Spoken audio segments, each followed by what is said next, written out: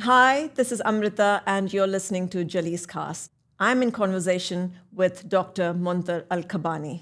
He's a surgeon working in one of the most precise and demanding medical field. He is also a celebrated author. Shadow of Government and the Warriors and Warlocks series have had a huge impact on the Arabic literature, especially the intellectual thriller genre. Today, if you are to look at yourself, how would you describe? Surgeon, being a writer is part of who I am, but not all that I am. I'm also a father, a husband, a friend, a neighbor. You see yourself as a surgeon who is a writer or a writer who happens to be a doctor? I was an avid reader. I think that shaped what I became later on, whether I became a surgeon or a writer. It shaped the way I think, my desires, my dreams. I have a drawer full of hats. Yes. Whenever I need one, I just put I'm it gonna on. take Yeah. this one You out, can say yeah. that, yeah. Do you think reading plays a big, important role towards self-awareness? Reading does open to you multiple lives. It's like living multiple lives, not just one. There are three different levels of reading. Level one is just reading for pure entertainment. Level two is reading to gain information, to gain knowledge. Level three is reading to gain wisdom.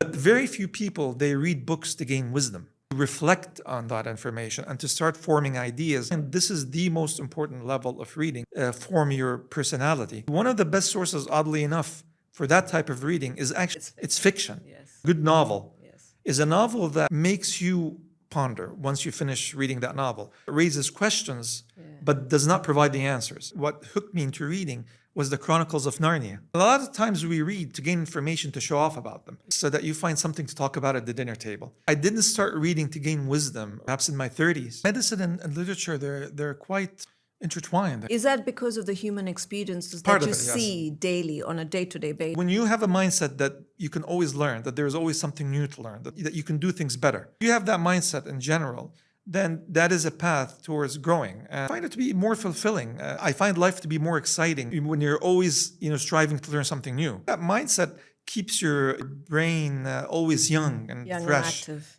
In our culture, unfortunately, the older you are, the less you can learn from someone younger. Like if you're a father, you're not going to learn from your son. If you're an older brother, you're not going to learn from your younger brother, and so forth. You can still learn a lot from your kids. There is something to learn from anybody. If the parents don't have confidence in their kids, then who will? Like that's a morale killer. My therapist actually told me that children don't know that their parents' love is unconditional. And Al-Jali's believe that community plays a big role in shaping writers and creative voices.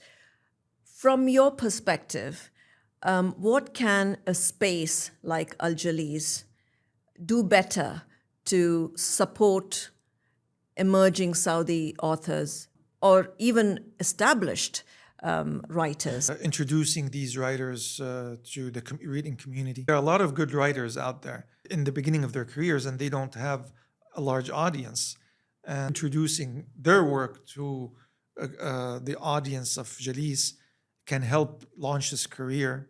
It can bring his voice to the public. They need an outlet.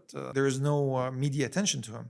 With a safe space where they can express themselves without judgment, providing feedback, improve on it. How can they make it better? We're trying to get more Saudi writers, literary discussions we can do for the community in a bigger and larger scale.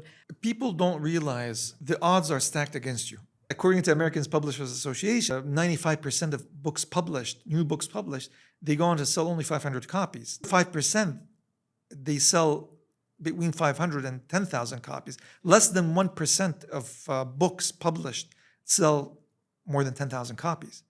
In the Arab world, it's even worse than that. The average lifespan of a book is around 3,000 copies. 3,000 copies over like 10, 20 years, that's not a lot. That's very little. I mean, it's certainly not something that you can have as a livelihood. A livelihood from. You don't become a writer because you're seeking fame or money. You write because you have something to say. There is something inside you that wants to come out. If you do become a best-selling author and you beat the odds, then all the merrier. But if you don't be disappointed. It's enough that you've expressed yourself. Just find joy in expressing yourself. Or be married to someone very rich.